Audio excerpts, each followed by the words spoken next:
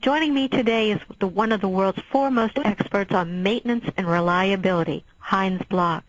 Heinz Block is a practicing consulting engineer with close to 50 years of experience.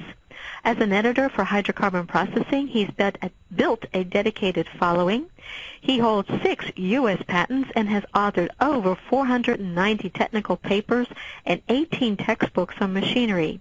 He was an Exxon chemical machinery specialist and held positions worldwide before retiring after 24 years with Exxon.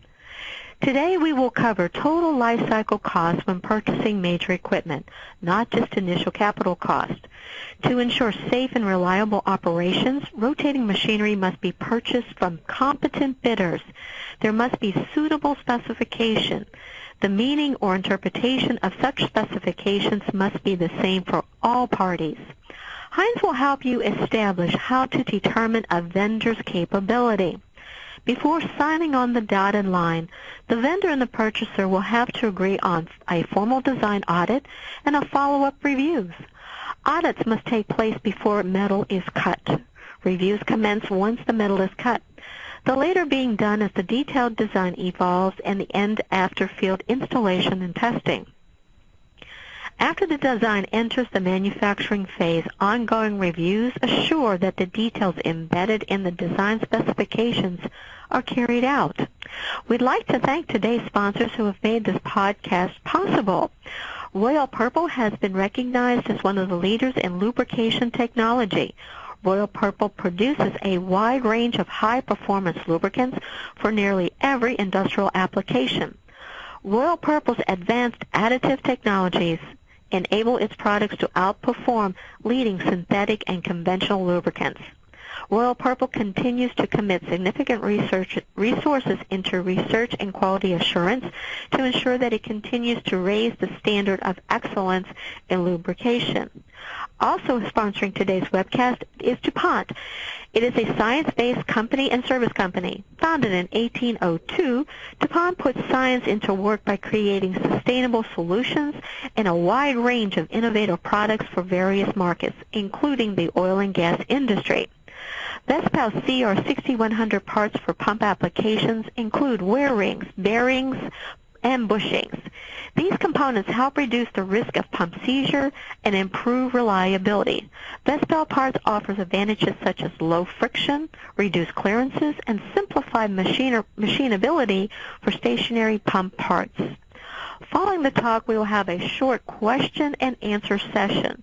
You can participate in the Q&A session by asking questions at any time during this presentation. Just type your question into Ask a Question text area and then click on the Submit button. So let's get started today, and Heinz, please take it away. Good morning, ladies and gentlemen. On my first slide, I would like to give you already the gist of this entire presentation. There are 4 key points that we would like to convey. To be safe and reliable, the rotating equipment that you have in your plant has to be purchased from competent bidders. And so as our second point, I'd like to recap what Ms. Romanoff has just mentioned. The webinar establishes how we determine vendor capability.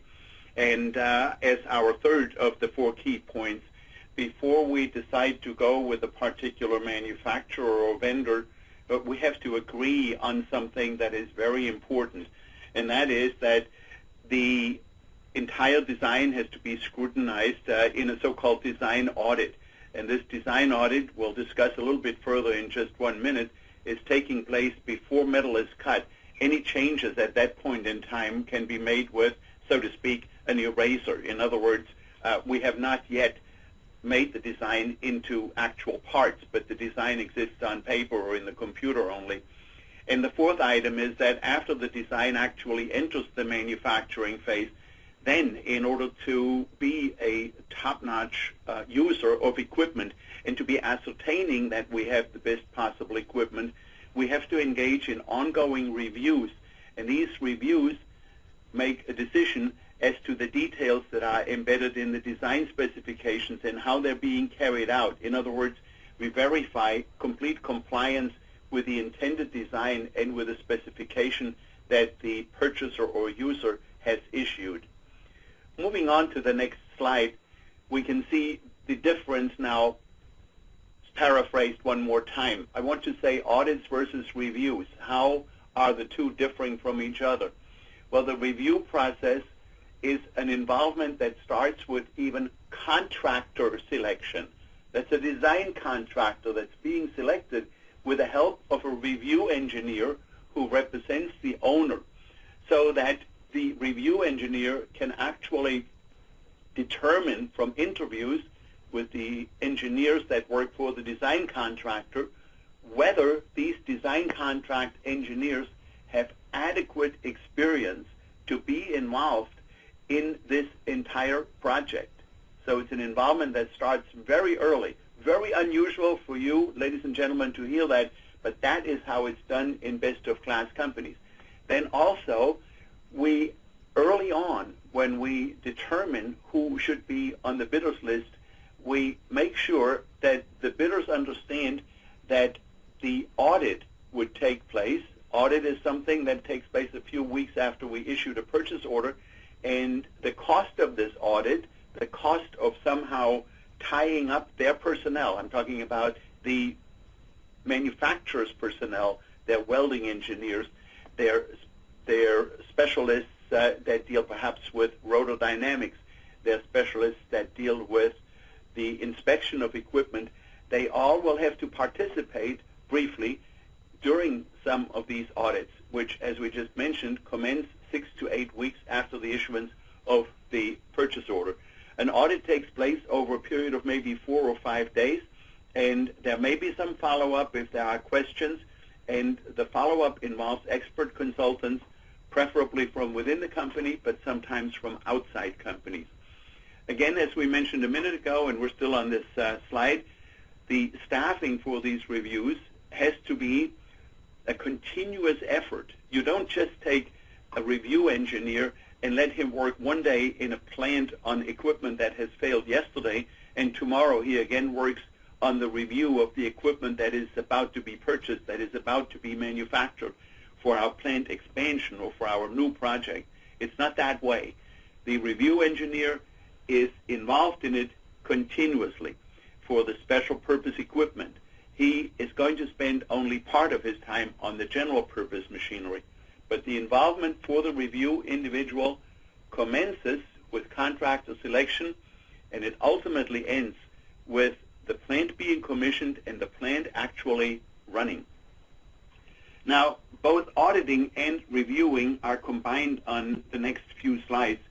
And we're dealing, of course, with fluid machinery in the sense that we are saying some of these machines could be pumps that feed liquid from A to B. Others could be drivers such as steam turbines or gas turbines. And all of these are collectively now dealt with in a list, a checklist. And we have to come to grips as review engineers as to what are we looking for, what are we examining. The list is almost comprehensive, but I'm not saying that you shouldn't add to it. It simply has a large number of items that we need to review. For instance, certified dimensional outline drawings. The review engineer retrieves these drawings and takes them to the people who need to make further reviews. The review engineer needs to view cross-sectional drawings and bills of materials. And he or she needs to look at rotor assembly drawings. We have a long list of items, too many for us to actually go through. And so the issue simply is, unless you have a checklist, you don't really know whether you have overlooked something. Unless you have a checklist, you don't really know which other specialists should be asked.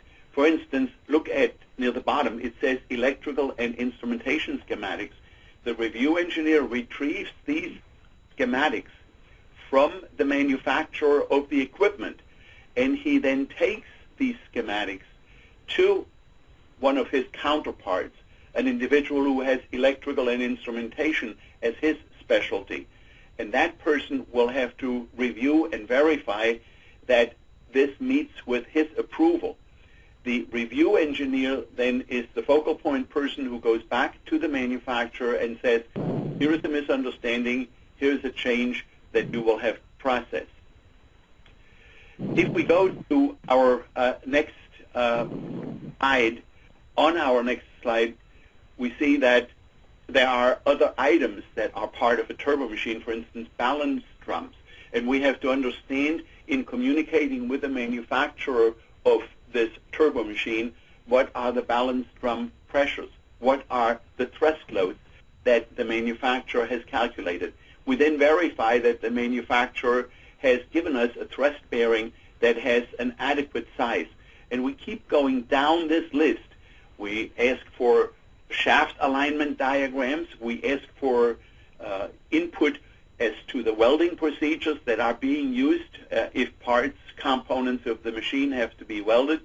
We would like to see during the review the hydrostatic test logs, the mechanical logs, the rotor balance logs, and so forth. All of this, including ultimately the as-built data sheets and the dimensional records and the operating and maintenance manuals, must be collected by the review engineer. Or we could say the review engineer has the responsibility of ascertaining that these different sketches, drawings, illustrations, manuals are actually being produced as the machine is being manufactured. On our next slide, we actually show you a book which describes this in detail. As you can well appreciate, it is simply not possible in a one-hour talk to do anything other than give you a broad brush overview. But detailed instructions, detailed lists are, for instance, contained in the book that you see right here. Comprehensive text dealing with maximizing machinery uptime. Also, as we go through the other slides, I might mention to you that it is very likely that today a competent user, a best-of-class user, is availing himself of input that he can get from consulting companies. So many pages that I'm about to show you here are really replicas that come from companies, consulting companies, that are involved in compliance and risk management. Consulting firms that are involved in compliance and risk management. And among these is a company called M&M, a company called Meridium.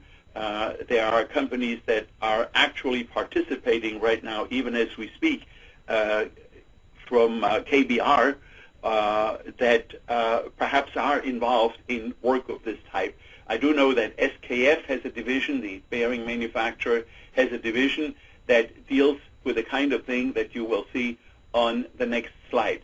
In other words, these compliance and risk management consulting firms can give you pie charts or listings of the typical distribution by components that are sometimes failing. In this case here, dealing with steam turbines, it says that rotor assemblies are involved in the failure of a steam turbine 53% of the time.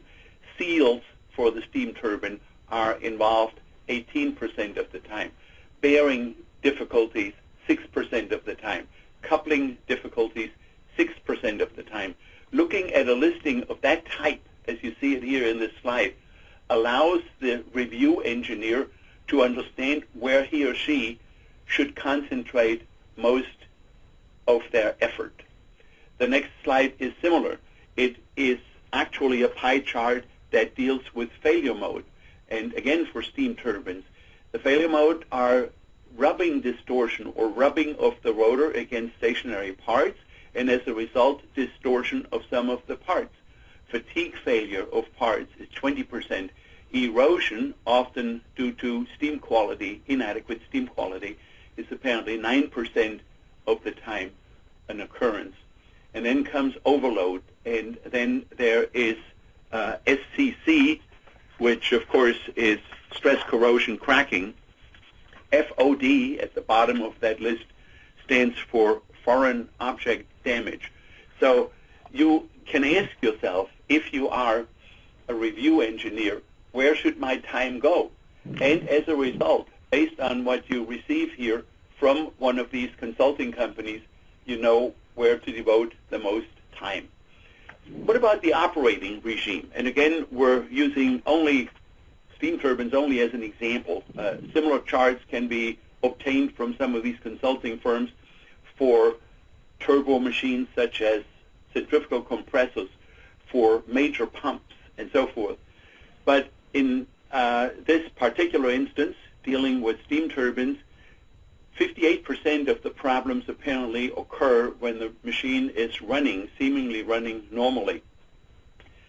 36% of the problems seem to occur when we are at startup or during the testing phase. This tells us that we should have spare parts available already during the startup, because if there is a 36% failure percentage distribution of problems that deals with the timing of tests and the timing of the startup, then it tells me and should tell you that you must have certain spare parts on hand.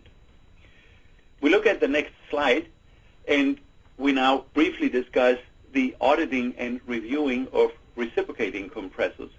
And again, as in the turbo machines, the owner's engineer, the designated engineer, should determine what is to be reviewed and how much time should be designated on reviewing the compressor cylinders or the compressor pistons or the compressor packing. And the reason why I wrote up these 5 items, casing versus cylinder, impeller versus piston, is simply this. Whenever you're dealing with a machine and you're familiar perhaps with its counterpart machine, there are some equivalents. The equivalent for a compressor cylinder on a recip compressor is, of course, the casing of a centrifugal compressor. The equivalent of a piston on a recip compressor are the impellers in a centrifugal compressor. The equivalent of the packing in a recip would be the shaft seals, and so forth. So establish the equivalency, and if you do not have complete data on how often a part fails in a reciprocating compressor, you could at least get general guidance and general overview from the statistics that exist for turbo machines, because all the parts in one machine have an equivalent part in another machine. And that's basically the message here. As we go to the next slide, I would like to again refer you to what some of these consulting companies can produce for you. These are consulting companies that are in the business of risk assessment. And they can show you, for instance, on this distribution, that your particular steam turbine, which is called a Class 1 turbine that drives centrifugal compressors, apparently there are 11 machines of the same type. They are shown here on this slide in red, and that they have a so-called risk index, which we're not going to define right now, but which these consulting companies will explain to you. They have a risk index which is perhaps average. The number is 14, and apparently there are 11 of these machines that they have had access to. And then on the extreme right, there seem to be 2 machines which have a much higher risk index, and fortunately that's not the machine that you have in this particular plant. But the entire point is that you can make failure risk comparisons, equipment failure risk comparisons, by working with an asset protection, asset risk preservation company, a consulting company, many of which have published extensively and whose papers are available from the internet. As we go to the next slide, we can see that the auditing and reviewing is also justified for other machinery. For instance, there are mixers in petrochemical plants, or centrifuges, or scraped surface heat exchangers, or gears. And all of these merit a review and an assessment of the potential reliability. Now, from which vendor should we purchase this equipment? Well, we purchase it from those vendors who have an established performance record, those vendors who, without any reluctance, allow us to look at their reference list. Where have they done this before? These are vendors who, without reluctance, will describe for us where they have had problems before and how these problems were solved. And these are the vendors that we put on our bidders list.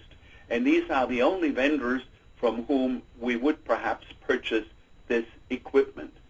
So keep that in mind for now. We go to our next slide, and we see here that there are also issues that merit being looked into, even though they do not seem to be related directly to the machinery. Well, maybe what we should do is convince ourselves that the foundation on which we set the machine and the supports on which we set the machine are in fact important. That we have to ask ourselves, third item on this list, how do we avoid vibration? How do we detect vibration? We should go, for instance, to the very last item here on this slide and ask ourselves, what kind of quality control does this vendor have? What kind of follow-up service is available from this particular manufacturer? Did he, when he downsized and when he reduced his workforce, did he let go his inspectors, or does he still have his inspectors? Do his inspectors have experience, or are they new young people? What kind of follow-up does this vendor give me? Does he have experienced people, or does he simply say, well, we have someone whom we recently hired, he's very young, and we will let him follow up if you ever have problems on your machine? These are upfront assessments. We will only put on our bidders list, if we consider ourselves best-in-class companies, those people and those individuals and those manufacturers who will give us good answers to these questions. We have to measure the competence of these vendors by looking at their answers. What is the risk, we might ask, if the owner decides to postpone overhauling that particular machine from its normally contemplated 3-year overhaul frequency to 4 years? We need to ask the question of the vendor, and we need to also ask the question of the consulting company.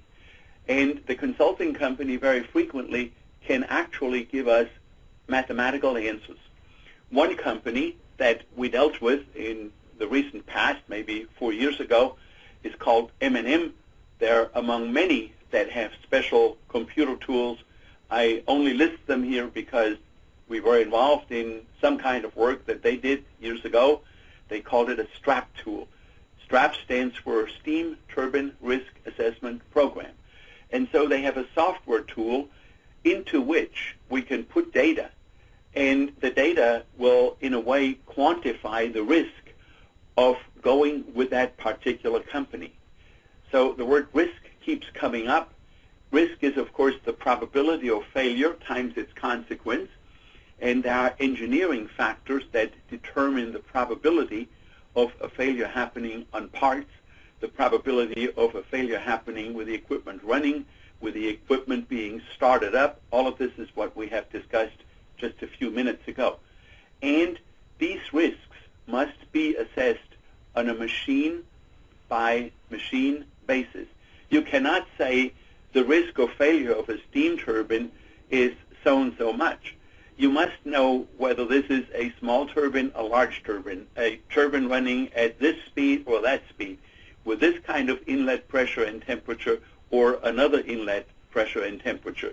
And that's where we need the software from one of these companies.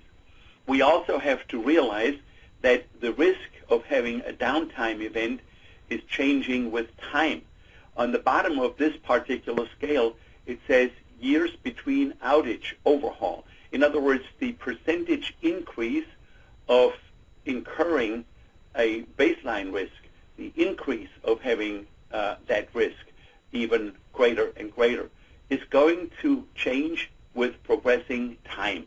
And so this is simply a sample spec for one particular turbine, but it allows you to assess in a quantitative basis what happens if a certain machine is being run longer and longer and longer. We could ask ourselves, and this is where we are on the next slide, what kind of engineering factors affect the risk? Well, there's obviously age and history. And the age and history, these are data that the equipment user is going to provide on machines that he already has in service. So we make a distinction here between machines that he's about to purchase and machines that he already has in service. If he has a machine in service, he has certainly an idea of the age and the history, and whether there have been service bulletins that have been followed, whether there have been revisions on that particular machine, whether we have been diligent in upgrading the machine in accordance with maybe that manufacturer's outlines and with this manufacturer's guidance. We can look at operations and maintenance factors. How often have we started up that machine in the past 3 years? What is the duty cycle, the driven load? Has the driven load been going up and down over the past several years?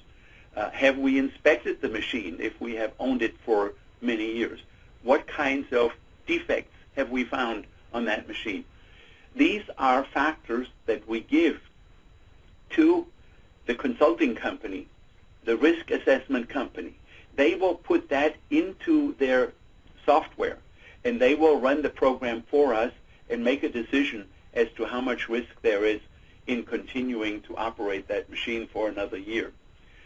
A risk assessment flow chart typically consists of defining the system, identifying the main components, identify machinery failure modes, identify maybe the consequences, work our way down to load factors, to risk modifiers, and finally we apply these load factors to the probabilities and to the consequences of defects that occur in a machine, and we calculate the risk of these defects manifesting themselves if we continue to operate or if we run for X number of years versus another number of years. The planning tools available from good consulting companies are of great importance to us if we want to be the best performing, best in class user company for major equipment. We have to have an overhaul planning decision tool. There are engineering considerations, financial considerations quite evidently, and the planning that goes into this entire program is of great importance. Remember, in the center, there is an ongoing revision of machinery assessment. The machine becomes more likely to fail as we continue to run it, without inspection perhaps. As a result, we need to have the surrounding items. Inspections, financial considerations need to be plotted. A set next time needs to be defined for an overhaul. We need to monitor. We need to input the age of that machine.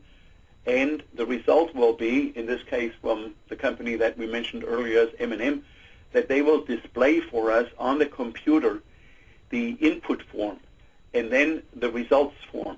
They will assess the risk by component group.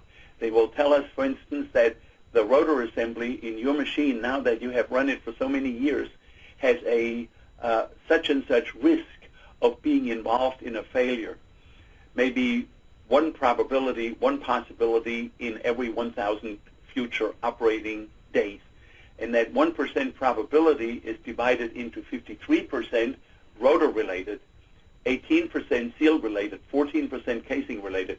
And I want you to remember that all of this changes from machine to machine. We have, for instance, a failure risk as we continue to run this machine by failure mechanism, rubbing distortion, fatigue, erosion, overload. We mentioned before stress corrosion, cracking, foreign component damage. And then again, the probability of this happening during running and during testing is different. Now comes a new slide. A good risk model, a real good risk model, can sort and tabulate by subcomponents. This is going to make a great impact on the kinds of spare parts that you would want to recommend. All too often, a user company in the petrochemical industry is guessing at the types of spare parts that they should have. Well, if you have adequate data how the machine has been run over the past decades, how the machine has been inspected over the past decades, how often the machine has been opened up. Then you can put the data into one of these computer programs, and you can actually see what percentage of the total turbine risk is attributable to labyrinth seal issues, or to blade foil fracturing or breaking, or to rotor distress, or casing difficulties, or bearing issues. And based on that, from your own data, you can calculate, you can let the program calculate what kind of spare parts it would make economic sense to have in. It changes from machine to machine, and it is well worth the effort to input the data into a computer program of this type. We had mentioned earlier that a risk index can be calculated by a computer program. In this particular instance, we look at a steam turbine that is being compared to others. There are apparently 11 turbines that have a risk factor in the vicinity of maybe 13 or 14, a risk number, a risk index of 13 to 14. Way on the right, you can see that there is one machine that had a calculated index of somewhere between 70 and 80. And so these indices are being used by the consulting company to advise your company on the probability of having this type of difficulty or that type of difficulty. And it changes from machine to machine. All efforts to standardize with a common answer on all of that are really not very fruitful, because the operational parameters and the exposure that you give to your machine is very likely different from that of somebody else's machine. Then here you look at what I call more specific risk comparisons. In this particular instance, one might say, well, we have a turbine that drives the centrifugal compressor under conditions that are completely different from the conditions elsewhere. Maybe it is a centrifugal compressor that has greatly varying inlet pressures, and that therefore is experiencing greatly different internal temperatures. The program is capable of taking your particular deviations, your particular differences from the norm, and manipulate the data so that you have a particular output that shows you whether your risk is greater than that commonly reported for equipment of that type. You even have the ability of comparing only against the same manufacturer. And again, in this case, we would have the red plot, which is your machine, compared to the plots for other machines coming from the same manufacturer. I would consider all of this to be exceedingly important data, and I would consider what we have seen here and what you can, of course, download later today and retrieve a copy of to review with your management. I would see this as being a powerful step towards involving some of the best consulting companies in making decisions which some of you are presently making without much data based on your best estimate.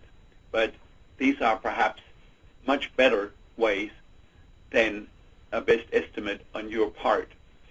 The recommendations of this particular steam turbine assessment program, the recommendations are rather specific, and I'm showing them to you here because you as participants will often have questions as to, will I only get a general recommendation or will I get a specific recommendation from one of these computer programs? The answer is you will get a very specific recommendation. The recommendation in this instance was that one uses a non-return check valve on the extraction line, and the weight of that recommendation was 19%. The next important recommendation was only 14%. It's recommended that you have a suction drum high-level alarm and trip. Now you can already see that this is unique and specific to an assessment that was made on one particular machine. In other words, the consulting company was assisting our audit team and was assisting our review engineer to determine what is unique, what has been overlooked, where has been there maybe a savings on the part of the manufacturer or an oversight on the part of the manufacturer. And so this gives you an overview of how specific the advice is that comes as a result of a consulting company assisting with these assessments. The recommendations have to be converted, or it is desirable to convert these recommendations to return on investment, because almost every recommendation made is going to cost you money. So how likely is it that it will avoid a downtime risk? How likely is it then that it has a negative impact on your return on investment if you do not make a certain recommendation, or a positive impact on your return on the investment if you follow through with a recommendation? And that's what these programs can do. Now we're down to our last two slides, and then we have hopefully a number of questions that I can see in front of me and that I would like to maybe answer for you. What is a pre-purchase audit summary? Going back to how we started this webinar, a pre-purchase audit summary is what people do who ultimately want to be in the best of class category of petrochemical companies. They will bring together some in-house experts, maybe from other affiliates, and they will ask a consulting company to assist them with good risk assessment software. And this is how, during the pre-purchase audit, one is going to determine who should be on our bidders list. Should it be only 3 companies that are in the compressor business, or should it be 7 companies? I have seen as few as 3. I have seen as many as 7. In some cases, the good risk assessment, the vendor assessment, is going to say, here's a vendor who has never really made a compressor at this discharge pressure. You would be the first customer if you purchased from him. It's conceivable that on that basis we do not want to even send an inquiry specification to that particular manufacturer. We would not consider him a vendor to be used for this particular project. The second item is the team identifies the high-risk areas. You've seen me go through this.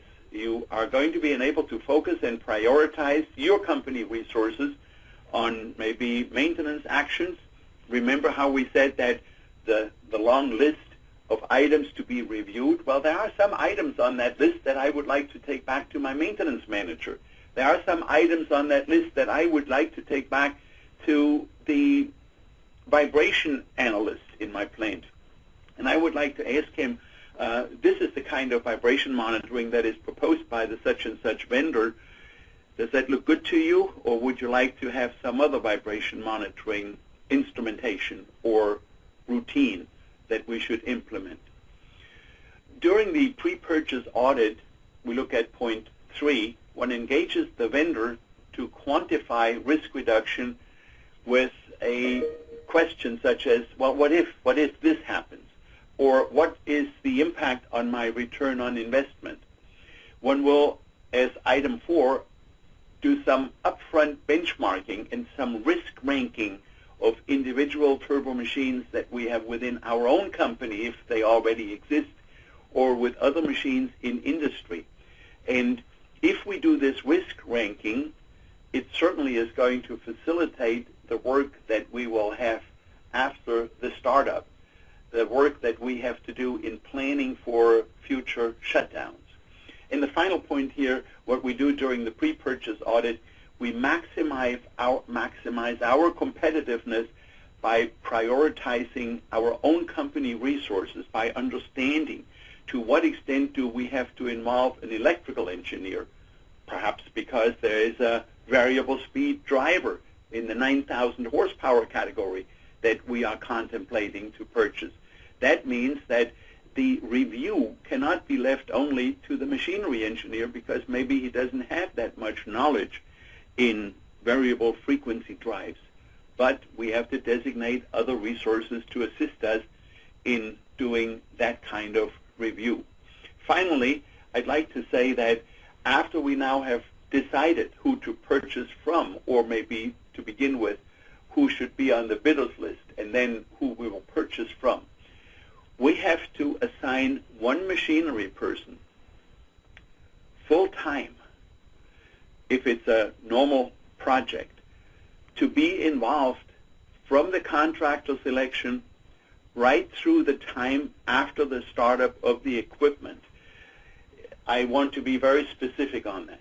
Many of you that have registered here as users or participants in this particular webinar, you are designating someone to purchase the machine, and he is out of the picture after the machine has been purchased. And you will review some of the machinery as it's being manufactured, and he is out of the picture once the machine has been delivered and is ready to be erected in the field. That is not how best-of-class companies are doing it. Best-of-class companies keep the same individual involved from the beginning to the end. And there are some very potent reasons for doing that. That individual is involved from the beginning of the end because while he or she does his review over the period of maybe 2 years that it takes from placing an order with a manufacturer to ultimately starting up the plant, in those 2 years, that person, that review person, who is one of your employees, has acquired a network of competent user specialists. He knows who the welding engineer is. He knows who to turn to when it comes to vibration technology. And these are hugely important contacts that you should not overlook, that you should not abandon.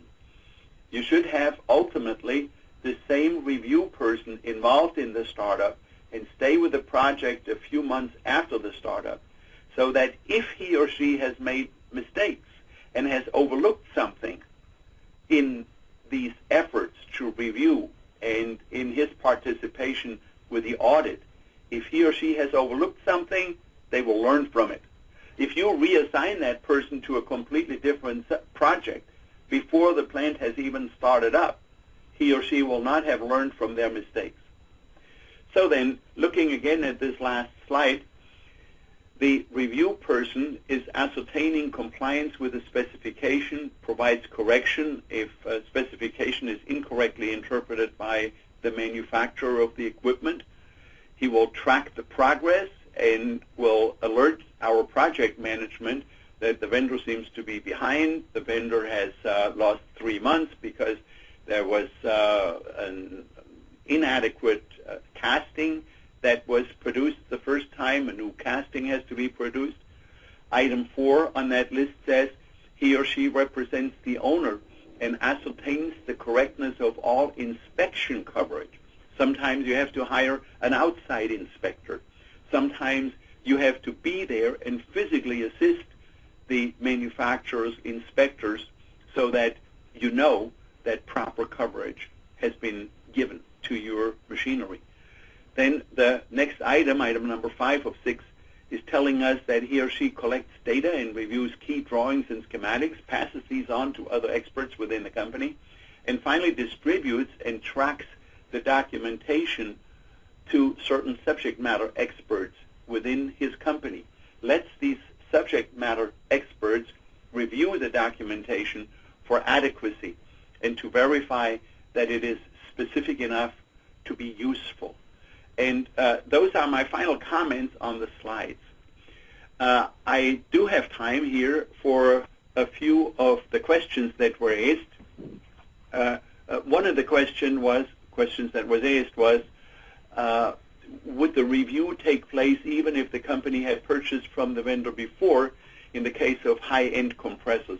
The answer is absolutely yes.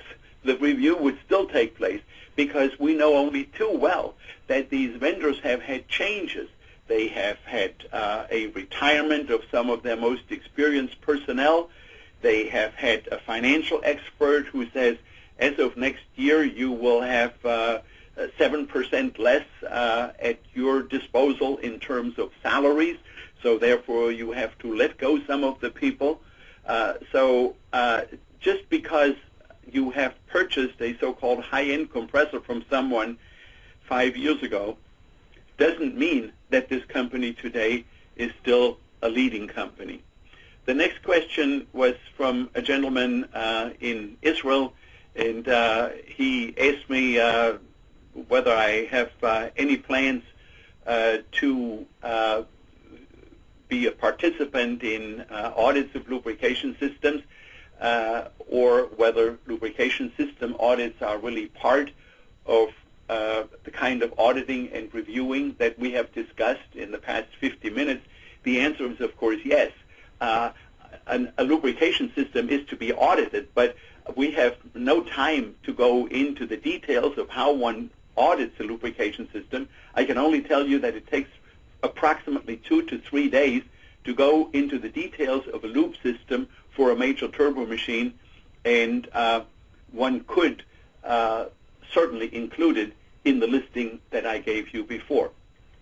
On our next Heinz, I just want to jump in for just a second because we've had some excellent questions come in.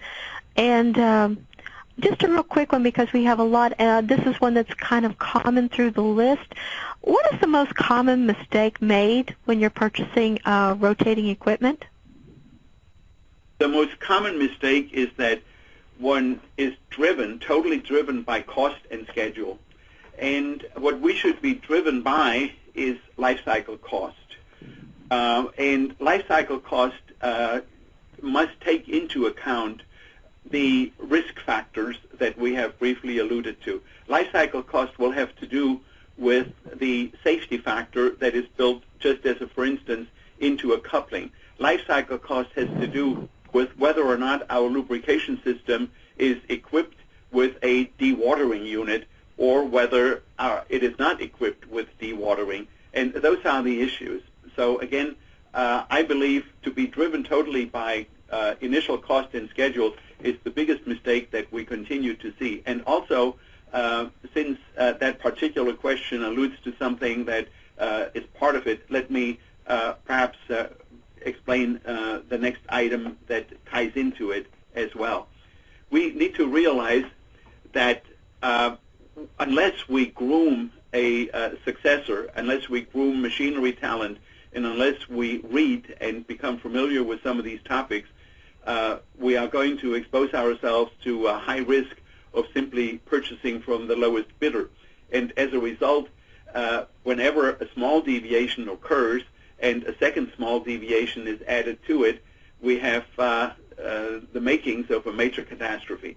If, on the other hand, we purchase equipment where we diligently allow the manufacturer to use proper overload factors and, of course, to ask for a higher price, slightly higher price for his equipment, it's in that instance that we lay the groundwork for having reliable machinery. Here's another one that from one of our readers, and it's a common thread here too.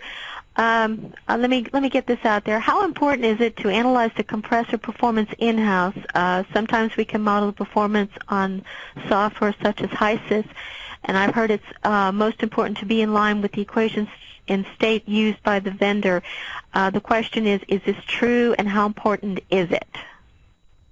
Excellent question. And what is done by best-of-class companies, and I always revert back to the word best-of-class companies, what is done by them is they, independent of the vendor, are running these compressor performance programs.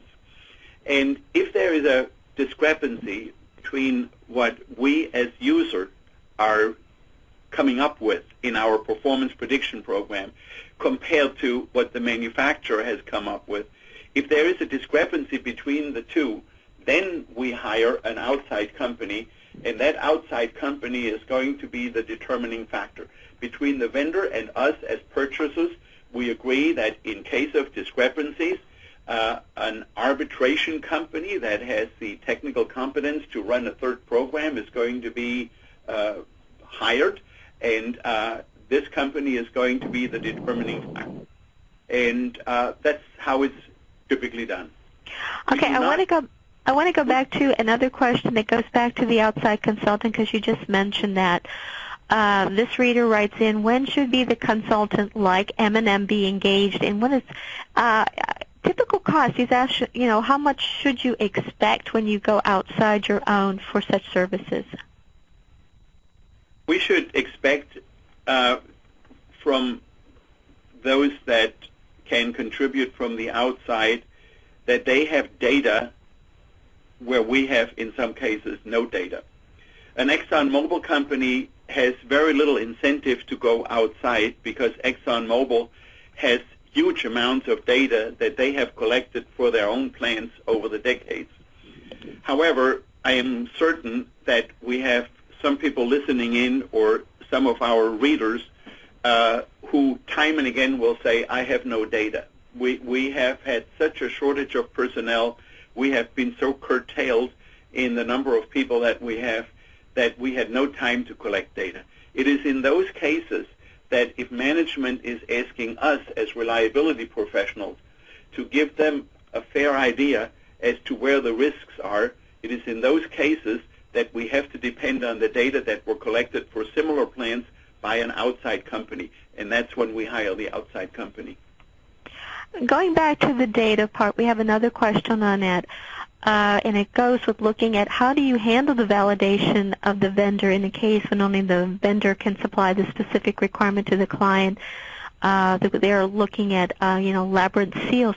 But how do you handle, validation of data, especially as you just mentioned, you don't have it? I mean, what should you be looking for? The validation of data requires upfront that we have a written agreement between the vendor and the purchaser that one will make a field test.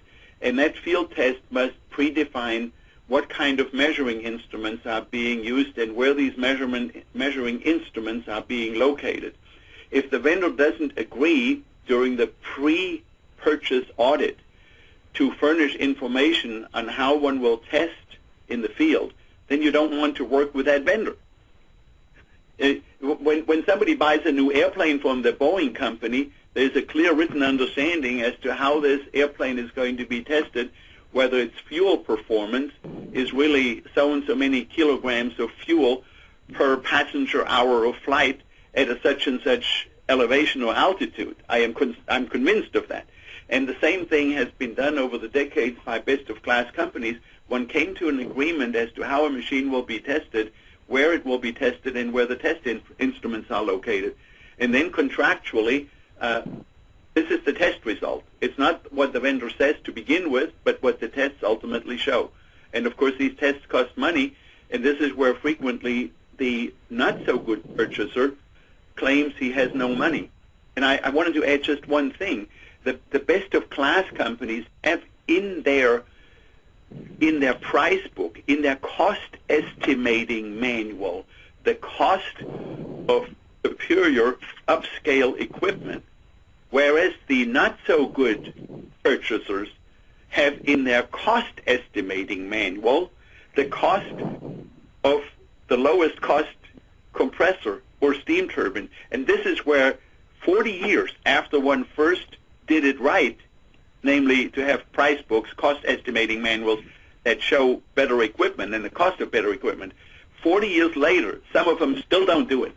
40 years later, some of them still have only the lowest possible cost in their cost estimating manual. And that's why the cost estimate for an entire project is going to be questionable, because on the one hand, they only pay the lowest possible dollar, and on the other hand, they expect better than average reliability, and the two cannot be achieved.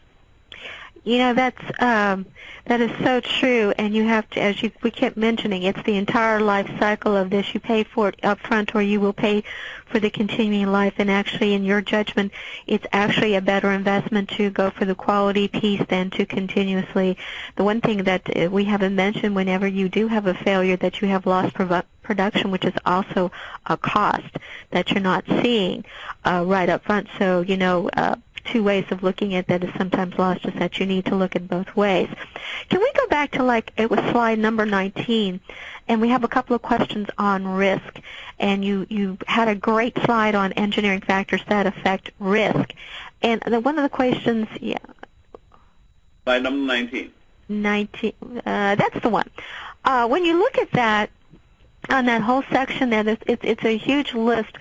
There's a couple of things that just rise to the top that are the most frequent problems that companies really, 80% of their problems are attributed to this factor. From your list, what are your top problems that, that do influence risk for rotating equipment? Yes. The greatest risk is perhaps inadequate maintenance procedures, maintenance being carried out on the basis of maybe having a time base or on the basis of predictive readings, and then at the same time the time constraints that are being imposed on this maintenance work are sometimes unrealistic. It's like saying, if I take my automobile to the dealer and I say, I know that there is a very serious problem in the engine and I want you to fix it, but I only have 5 minutes that I can give you. I want the car to be finished in 5 minutes. You can rest assured that it's not going to be fixed, because the vendor says, the owner of this automobile, Mr. Block in this case, has given me a very unrealistic deadline. And it's the same thing with maintenance. We're forcing our maintenance people with unrealistic deadlines to not measure, to not actually do root cause failure analysis, but to take guesses and to just assume that a certain bearing that I'm putting into a machine has the right diameter. Well, as we well know, a bearing is manufactured with a tolerance, a bore tolerance. It can be plus minus so and so much. The same thing for a shaft. If I'm unfortunate enough to have a shaft which is on the high side of the tolerance, it's a little bit oversized, and my bearing is a tiny bit near the lower side of its allowable tolerance, I have a tight bearing which is going to be running hot from the first day on, and which is very likely to fail more quickly than if I had taken the time to measure. So from my personal vantage point, the diligence with which maintenance is performed and the amount of time that is being designated to do proper maintenance and proper measuring and proper recording of deviations, that is sometimes the main issue. Okay, I know we're at the top of the hour. We're going to take one last question. And going back to the risk, this reader is interesting. Where can you go to get the probability numbers to evaluate the risk of failure for equipment? Can you recommend a resource? I would ask that question of a number of consulting companies. Okay. Many of them are quite obviously available from the internet, from websites, and the words that I would put in there is compliance and risk management consulting firms. So it's compliance and risk management consulting firms. And then I would communicate with them, and I would say, who have been your customers? Please give me the name of someone at that particular customer location. And then you send an email or make a phone call to a particular customer. And you say, you have hired a year ago the so-and-so compliance and risk management consulting firm. What has been your experience? On that basis, I would select a firm. Okay, well, it's been a great event. I want to thank you, Heinz, for sharing some really great, helpful hints and tips and guidelines for the purchasing of major equipment. Do want to remind our listeners, thank them for listening today, that the whole podcast and Q&A will be available later today as recording. You just use the same link that you used to enter the webcast today. Again, we'd like to thank our sponsors, Royal Purple and DuPont, for helping us support this event today. And on behalf of Hydrocarbon Processing, we thank you all, and thank you, Heinz, for an enlightening hour as always. Thank you very much. And thanks to our presenters, and thanks to everyone. You may now disconnect. Everyone, have a great day.